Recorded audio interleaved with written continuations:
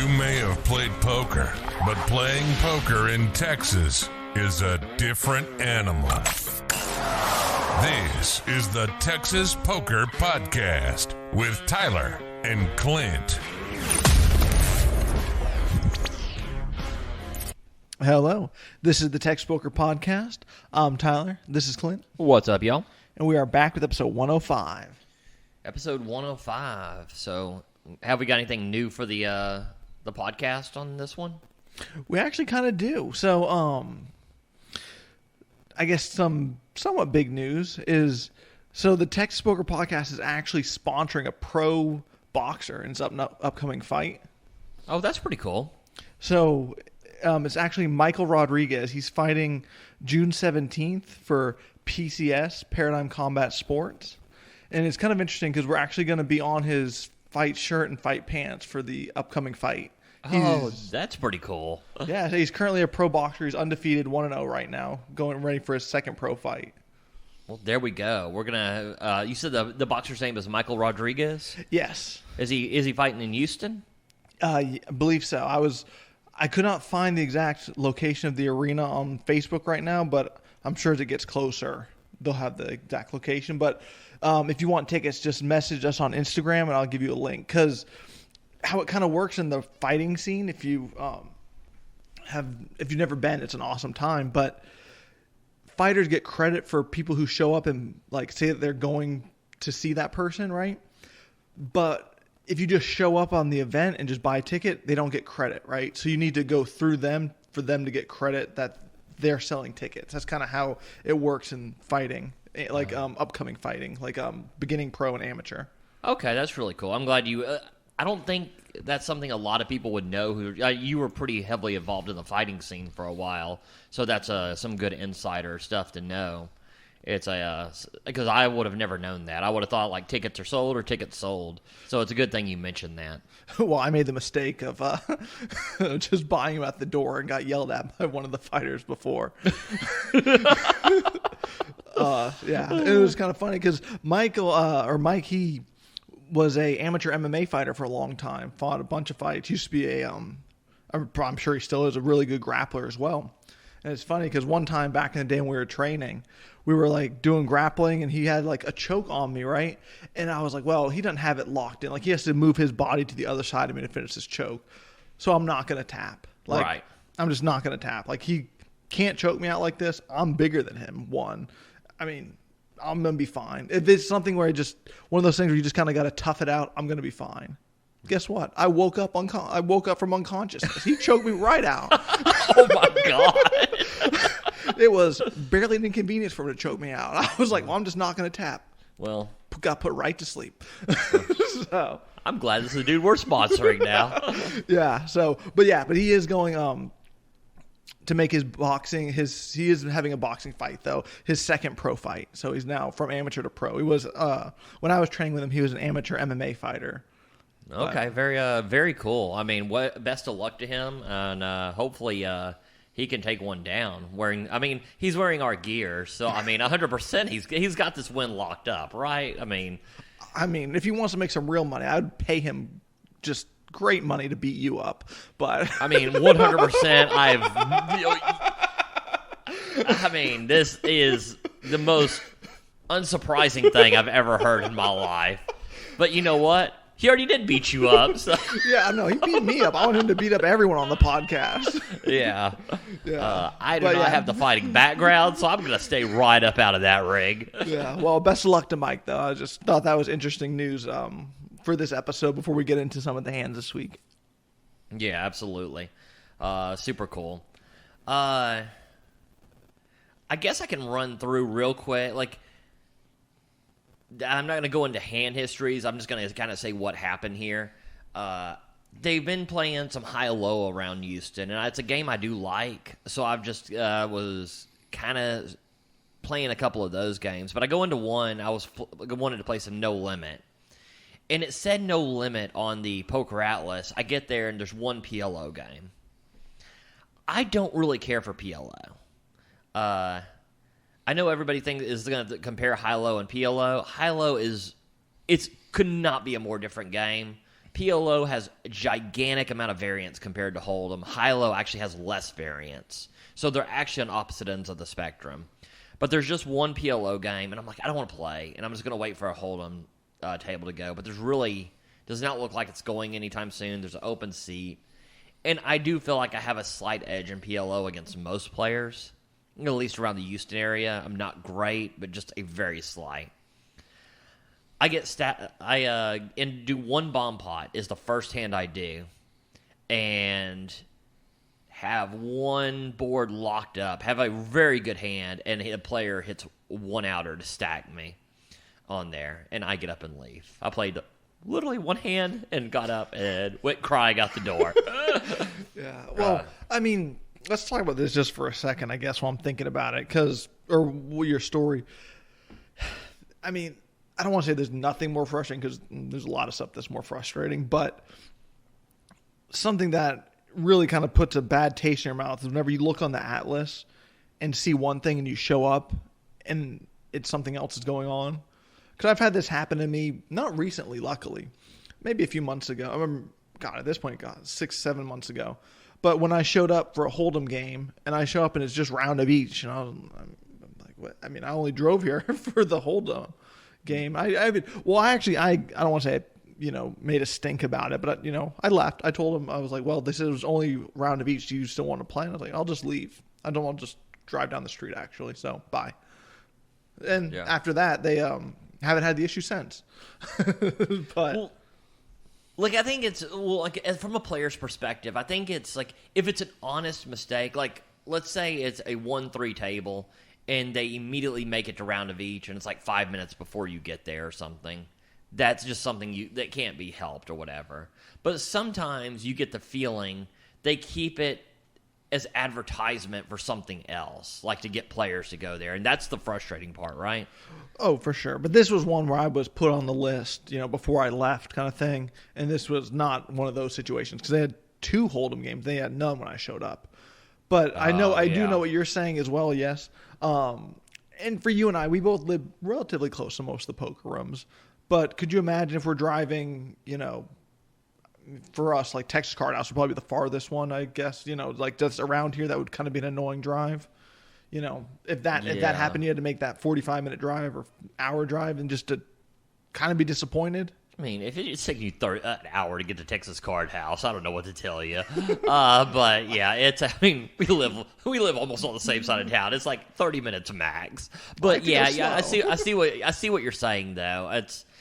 I think most people play at the card rooms that are like 10 minutes away from their home. It seems like everybody who goes to the poker rooms are very kind of close by. But yeah, if you set aside time in your day to go and do something and you're planning on that one thing, it is very frustrating. I mean, so like I say, with any drive or anything like that, you still might be fighting traffic. You still might be doing all that. I will say, it's the first time it's ever happened at this poker room, but I don't hold it against them. But if it's a consistent thing, it would definitely kill my appetite for the poker room in general. So, but I think that was the kind of the tilting thing. It was like the one hand, 2 outed, in a game I really wasn't prepared to play and didn't really want to play. Like I say, my fault. I should have just, if I didn't really want to play it, I should have just kind of set out of it. The next day, I go to the same poker room and play a high-low game, and end up running top full house into quads and the nut flush into a straight flush. So kind of like definitely don't shed tears for me. I've run way above average this year. So, but that definitely brought me back down to earth a little bit. I mean, it is weird whenever you're like, I'm going to go play poker. Then 10 minutes later, you call me, I'm done playing poker. I'm like, wow, I haven't even finished my dinner yet. So I guess I'm not meeting you there. Yeah. Yeah, agreed. I mean, definitely. I mean, both days I was planning on meeting you there. And both days you called me and you were like, and I'm done. I was like, well, all right. What do you want to do now then? Yeah. Oh, like I could never be addicted to gambling because I know like everybody's like, well, you just get addicted and you chase your losses. I never get that feeling. Once I lose, not only am I not chasing my losses, I'm thinking about how I'm never playing again. I mean, before I really got interested in, tracking my bankroll and all that, I mean, it would, every time I left, I'd be like, I hate this game. So it's I mean, I still think that sometimes when I win. So those are, I was just, those aren't really interesting hands because, I mean, this is going to be mostly a No Limit Hold'em podcast, but it's I just wanted to, I try to be transparent with how I'm doing to the audience. So if I didn't want to go over wins and just, gloss over losses. So yeah, well, I mean, anytime you just lose, I mean, 2 losing sessions, I mean, you got to talk about it somewhat, right? Yeah. Even if it was only a combined 10 minutes of poker play, but yeah, no kidding. So the more interesting session is the one we played last night. I thought we both had fairly interesting hands on this session. I didn't have many interesting hands, but I did have 2 interesting hands. I thought both were very they were interesting as far as conversational pieces because there's definitely different ways that could have been played. Because some of it's just like a cooler. If you're just coolering somebody or you're getting cooler, not that interesting. But these definitely had decision points that could have been different or played just several different ways. So let's get into the first one of yours because, like I say, I think it's pretty good. All right, so So the first hand, I'm in the big blind small blind with 8-6 of diamonds. We get, how many limps would it be? We get 3 limps, comes to me, and I'm debating about completing this for $2 more. I'm like, well, it's probably not great because I'm really not deep enough to be playing this because I got hit with ace-king versus ace-queen whenever flop came queen high. So I'm really not deep enough to be playing this, but then it's only $2. So how deep are you? I was like 275. I like the completion here. I still completed, but I was just, in my head, I was like, I don't think this is the right move, but I complete. Big blind checks. I mean, so like from a lot of studying perspective, you'd have a lot of either raise or fold, and since you would never raise his hand, you would actually fold here. But in a actual live game where people are not playing correct ranges, 8-6 has a lot of different ways it can hit. I definitely like a complete here. I think it's positive EV to actually complete here. Well, I do. The flop comes Jack 8-9 with 2 spades and a club. So I flop bottom pair. Not great. It checks through. Everyone checks. Okay. The turn is the 6 of clubs. Okay. Now it's spade, spade, club, club, but the board is Jack 9, 8, 6. So 5-7 is a straight and 10-7 is a straight. Okay. I check it. It checks around to the guy on the button. He bets 25. He's shorter stacked than me. And here's so there's some different ways we can go about this, right? We could either raise here with our 2 pair, which is kind of like we had talked about earlier, kind of the worst 2 pair we can have, obviously. And but my theory is on the raises, a lot of times I think he's going to have a 10 with maybe a flush draw or a pair plus flush draw or some sort of flush draw with I feel like this board is very draw heavy compared to made hands because I feel like most pocket jacks, pocket 8s, pocket 9s raise pre-flop. So my thought is to raise here, which I do. And I raise an amount that basically commits his stack. He only has about 150 behind. I make it 100. He goes all in. It folds back to him. He goes all in. He calls. He has 5-7 offsuit. Board doesn't pair for me. I lose. But what we were talking about before is I'm torn if I like this play or not because when you make a raise of this size that commits someone's sack like this, you kind of make it to where you're only getting snapped off by the straights.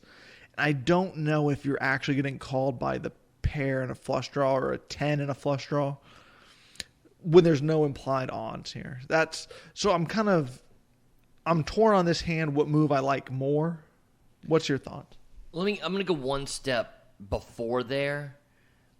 Did you think of just leading out on the turn?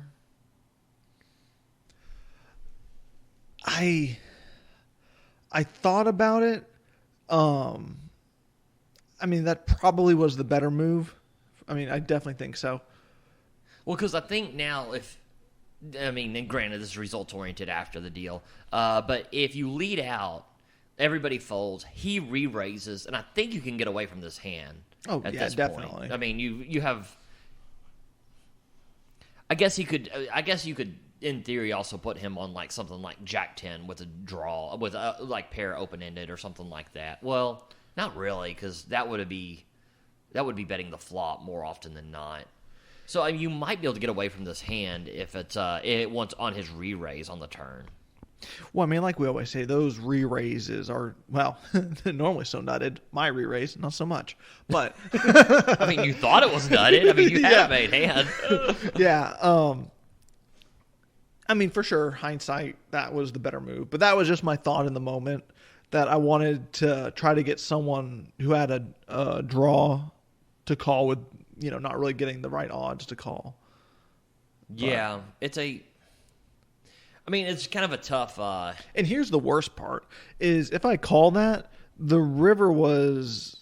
I mean, I think it was like a 10 to where it would have put a 4-liner out there, whatever, or was a 9 counterfeiting my 2 pair. It was one where I could have gotten away after seeing it, though. Like if he would have shipped it all in, it's one that could have hit the muck for me.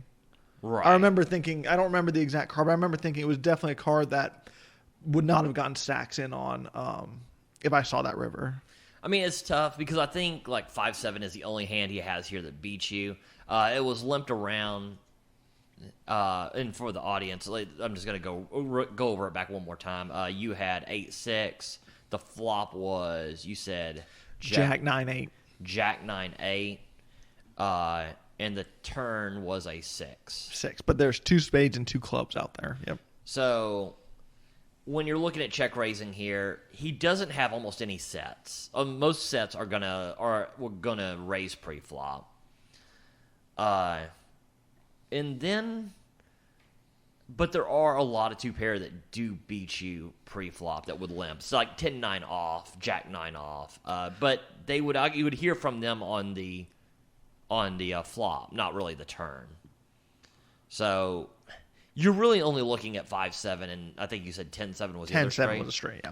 So at first, I did not like the check raise. I'm still not certain I love the check raise. I think I like leading out, but I will say, looking back at it, with so few combos that do beat you here, I think your check raise is probably fine, and you just ran into kind of a cooler here. Yeah, like I said, I think either way it's close, whether it be calling or raising.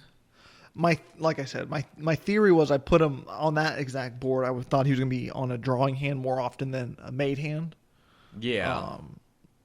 But sometimes it just comes back and gets you, huh?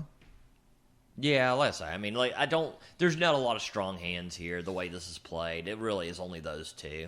So, I mean, you could definitely say you could just call there. It might be slightly results oriented. I mean, I think you also could make an argument this was overplayed as well, but I don't know.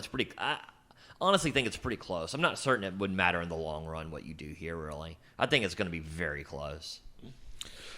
Well, but here's the probably, what would you call it? The key hand of this session for me, at least. Yeah.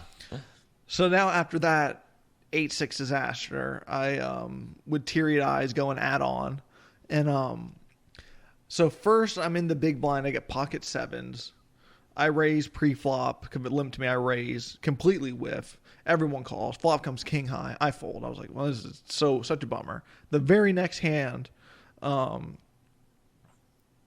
get pocket 7s again. Okay. I told you wrong. I was not in the big blind last hand. I was under the gun for this hand. Sorry. Okay. Yeah. Gotcha. But I got pocket 7s back to back, which was kind of like, well, these things better flop a set at some point. Okay. So I'm like, well, let's make it 15 again and just try the exact same thing. I like the raise. I get 2 calls. I get called from the person on my exact left and the button. So under the gun plus 1 and the button. Gotcha. The flop comes 7-6-6 with 2 hearts and a diamond. Okay, so you flop a full house, basically the nuts here. Yes. I check it, and the other person, and then it goes check. Okay, that makes a lot of sense here for how this is. Okay, so you check it, and I'm not an advocate of slow playing. We'll go street by street here. I do like this check because you have this board so tied up. I mean, you're really, once you bet here, you're really only hoping for like a random 6 that flop trips to your full house, and maybe 8, 9, and maybe another pocket pair. So it's, I very much like this check on the flop. I told you wrong. The guy is in the small blind, not the button. Sorry. Okay. Because he acts first here, because it would make no sense for me to go on with the story if without that information. Okay, so you're in middle position and Yes. everybody playing. That's the main thing. Exactly. The turn is the 9 of diamonds. So now it's 2 hearts, 2 diamonds again, but it's 7, 6, 6, 9 now. Okay. And now the small blind bets 25. And it goes to me, I only call this 25. The person to my left then raises to 85. And now the small blind calls the 85. What are you doing here? Well, I guess, are you raising that 25 originally? Are you flatting what? I guess because you didn't even know they were going to raise yet. So I probably should have asked you after the 25. So, I mean, your call of the 25, I don't know how you made this just call without this raise, but it ends up working out just spectacularly well. Here's a theory on it, at least. Okay. In the moment, I'm not worried about any of the flushes coming in, obviously. Okay. I'm not worried about, I'm almost not worried about anything, right? 100%. Yeah. I don't believe you need to ever raise here for protection. Yeah. So I kind of want them to make their hands here. So I'm definitely not trying to deny equity with a raise. And here's the other thing. I'm not that deep because I didn't add on for a full. I only added on for 300. And I only had 350 in my stack. But you still have to almost raise it here, right? To get it in at some point, right? Yes, but I still thought I could get rope that next person in. Well, I mean, like I say, it worked like a freaking charm because not only did you ruffle them in, but with that raise, to reopen the pot, then a call. Once that, well, you know what? 6. So she makes it 85. He calls. Shit, I might be calling here, actually. Because once you call this, the stack is committed, right? Mine is. They're deeper than me, but mine is. Yeah, so, if you call this, you probably have, 200 behind? Because it would have been 85, and then, it would be 85 this. It was 15. You said it started with, 300, right? 350. A little bit over 350. Okay. 350, 375. So, 50. Okay, so you call this, you would have about 250 behind. Yeah. And the pot is going to be you're going to have about a pot size bet. Yes. So, because I will use these sometimes just to inflate the pot when I'm really not worried about it. And then, once it's 240 and I jam that river, anybody's going to have every odds to call at that point. I will call here sometimes and just kind of it's basically my all in, but I inflate that pot a little bit to make for an easy jam on the river sometimes. I did raise all in here, though. Which is obviously is fine. Yeah. It's definitely not a bad thing to raise all in when you've gotten this much action. And I think most people would actually suggest it. I would say raising all in would be the more conventional way. I would say probably flatting is a little bit less conventional. Yeah, definitely. I would say I'm probably raising here 80 to 85% of the time. That's probably what I would say. But your theory is sound. I like it as well. But I'd also kind of wanted to make it. I mean, I don't know why I always say this. I want to make it look like I could be squeezing all that stuff. It's always the nuts, it seems like, right? When there's never a bluff here, right? That's what I'm saying, yeah. For this to go a bet, you call, her to raise, and get a call from there, this is either you overplaying your hand, because there is now 0 bluffs here, which is why I will call sometimes. But that being said, when you're this strong, you're just looking to get it in against people who have also strong hands that can't fold. That was kind of my thought. Again, this theory just seems like such garbage, but I'm trying to also not lose action if like a random spade comes. I'm also hoping that maybe they think that they're getting live with their flush, but I do get, so let me finish the hand out though. Okay. The original raiser folds, the guy in the small blind calls, and he shows a 6, and I double up. Yeah, it was a very well played hand because I thought it was very unconventional. Well, leading out on the flop, I guess that's going to be like 50-50. I think you could definitely bet small there sometimes. I think sometimes I probably do that, although I think the check is actually probably better. I think sometimes I go into automatic mode and just bet small because that's what I do with a lot of hands, and I do with a lot of misses there. I would also do that with ace high there. So,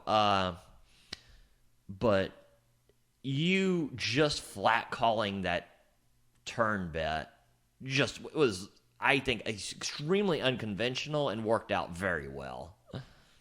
So, it was definitely reading the situation right. Because usually when that's a check and a bet, I'm usually thinking that person to my left is basically checked out of this hand.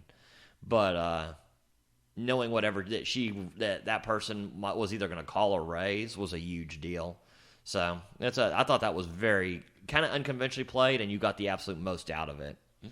Nice. Well, still end up managing to lose that session. So, well, everybody's got talents. Yeah, it was really that 8-6 hand that really sunk me, but. At least that pocket 7s hand made a comeback to a minor loss instead of just a disaster. So. Yeah, that's true. Like I say, sometimes just, coming back from a major loss, not to really hit that disaster is kind of a win. I got into quite a few interesting spots here. It seemed like you were just mixing it up all session. I'm sitting here bored out of my mind. I was playing chess nonstop. And every time I look up, you're 3-betting, you're raising, you're calling. I'm like, what is possible? Like, all you're doing is not folding. I was like, what is going on that side? I was like, that feeling whenever there's 2 seats open and I get my seat and I'm over there watching you just have the time of your life, apparently. Oh, yeah. I'm like, I picked the wrong seat today. They were all pretty good hands, too.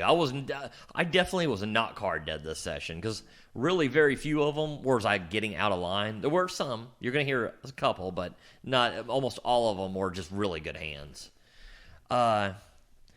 The first one, I get pocket queens, and I make it 30 from late position with a straddle. So it's 1-3, straddle to 6, and I think there was probably 1 or 2 calls there, and I make it 30. I'm so happy to see you making it 30 now instead of 20 and 25. You know what? I've been preaching it for months, and you finally are doing it. And it works so much better, I think. Oh, it does, because you're still just getting the calls. It's just.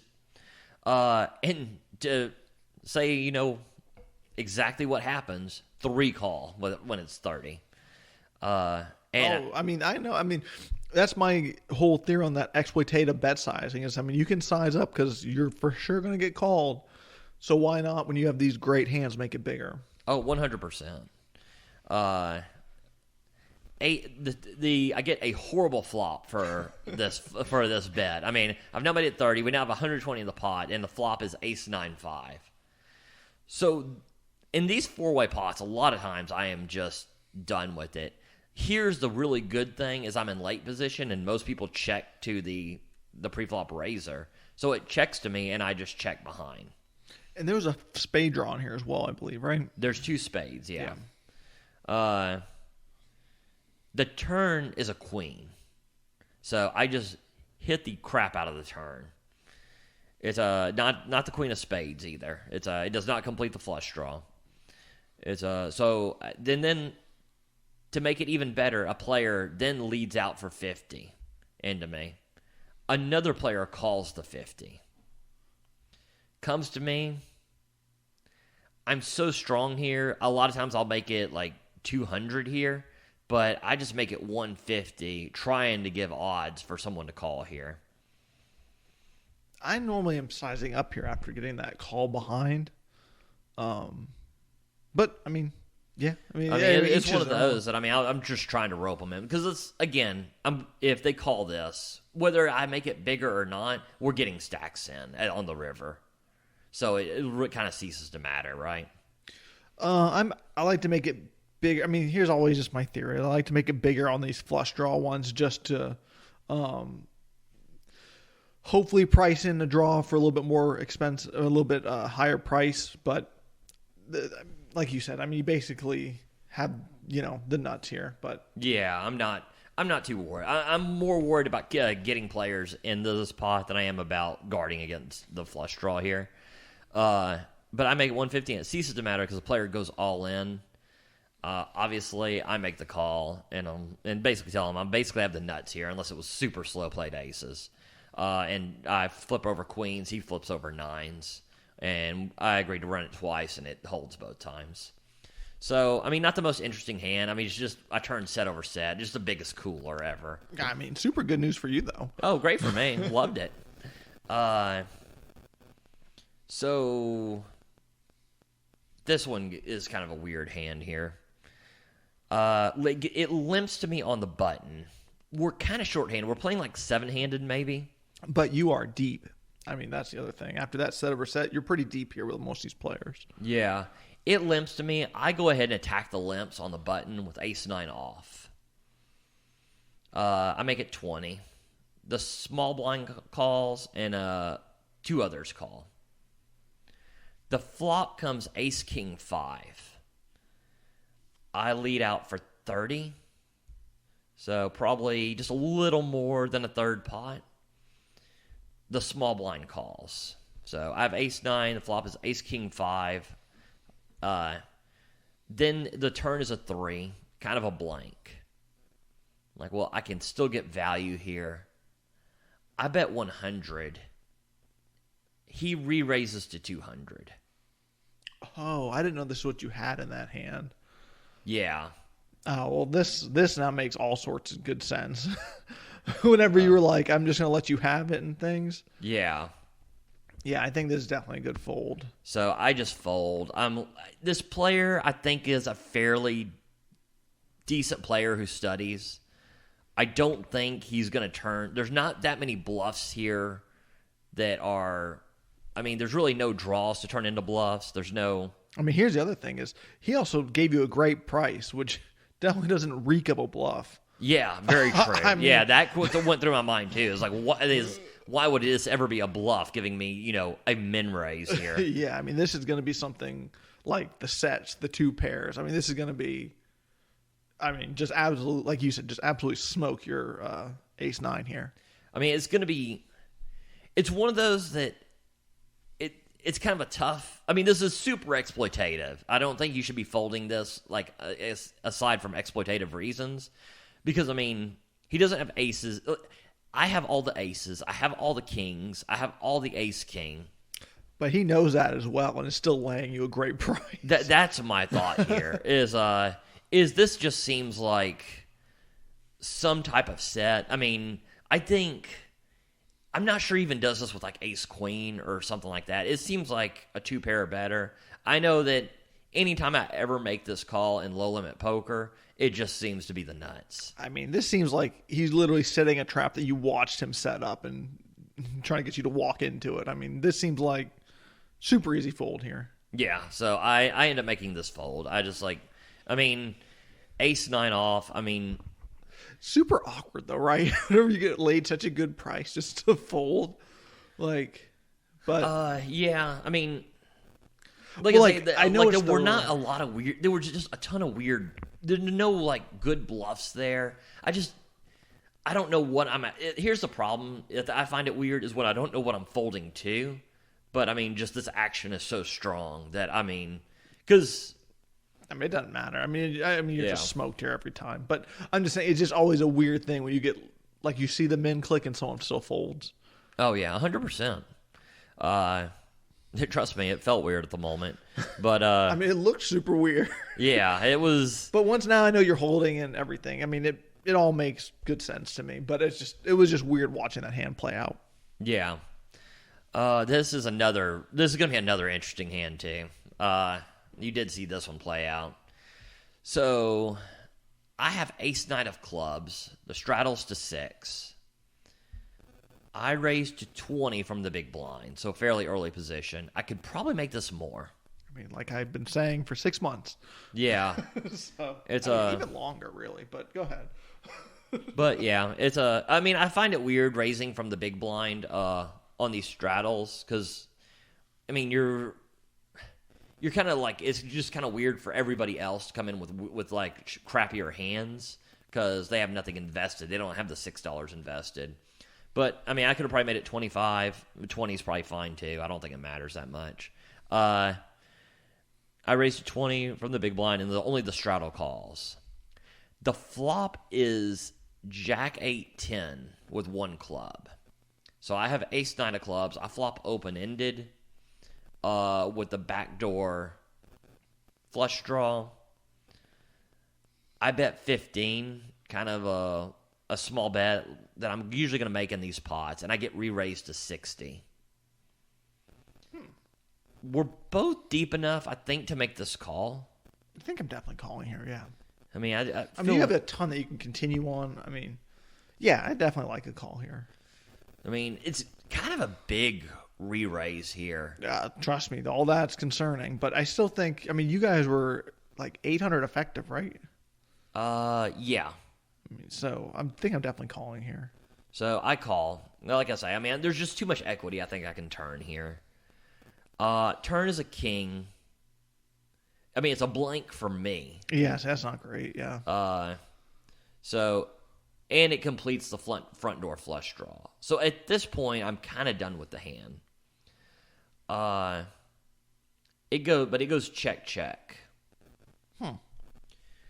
The river's a 6. Once she checks this king, to me this kind of caps her hand big time. I don't think she ever has a straight, and I don't think she ever has a flush. So I think this king is probably a worse card for her than it is for me. I choose with not much showdown value at all, and what I think is kind of a bad run out for her. I bet 140 on a. Well, it's her all in, right? Definitely not her all in. She definitely has way more. yeah, sorry. I lost focus on that hand. Tyler's like, y'all are 800 deep. I bet 140. Tyler's like, she's all in. So I bet 140, and she tanks for a long time. And ends up calling with a 2-pair, Jack 8. I don't mind this bluff. I definitely don't mind the bluff. I mean, I thought it was, probably well played all throughout. Did you ever think about betting the well, no. I mean, I don't know. I think it's fine all around. I mean, it seems like it was just one of those ones that was played well and you lost. I mean, I think so. I mean, this is one of those that I don't mind losing in bluffs like this. Because if I'm betting 140 here, I'm going to have more made hands than I do bluffs here. And if I'm getting called here, then I'm getting called like when I have all my made hands too. So for this to be profitable, she was in kind of a horrible spot with where she was at. And, I mean, I put a lot of pressure on a hand like this. Like, this is the exact kind of hand I'm targeting. So, isn't that always such a bummer whenever they have the hand you're targeting with your bluff and they still call? My God. But, yeah. I mean, good call for her. Well played by you, I thought. I mean, I just thought it was just, it just kind of is what it was at that point. But. Yeah, I mean, there's like one of those things when I have when I do not have a lot of showdown value and they show weakness, I just kind of got to pounce. Yeah, that's kind of my thing. So, and I would have played a flush this exact same way. I probably play like some sets this Jack 8-10. I definitely play like Jack 10 the same way.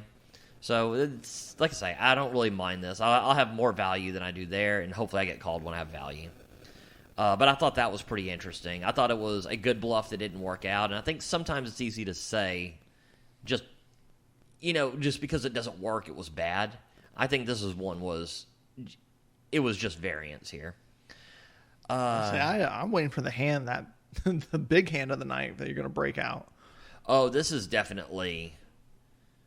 I mean, me and you went back and forth on this hand. I have thought I played it dead well. Then I thought I played it like shit, and I actually I ran it through some of the pros at the Crush Live Poker Discord, and I kind of know where I should have gone on this one now. I wonder if we're even talking about the same hand then. 100% the same hand. The ace queen, right? Yeah, you thought you were. Well, go ahead, break it down. I mean, I would love to know where you think you should play it differently, but okay. I mean, given his action, people said you should have played it differently. Yeah, and I don't think it's even debatable once you hear it. Go for it.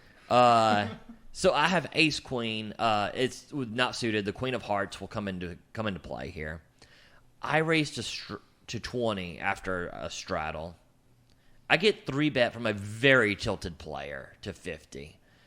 This guy he got one-outed and just kind of lost his mind for a sec. I mean, more than a sec for a long time. But. Yeah. He's still losing his mind. Obviously, even from a non-tilted player, getting these odds with a hand as strong as ace-queen, I'm just going to call. But especially from a tilted player. So the flop is 2-3-5 all hearts. So I flop obvious overs. I have the queen of hearts for a flush draw, and I have the ace for a gutter ball to a straight draw. He bets 100. I think I'm too strong here to fold. There's a lot of things that have me in really bad shape.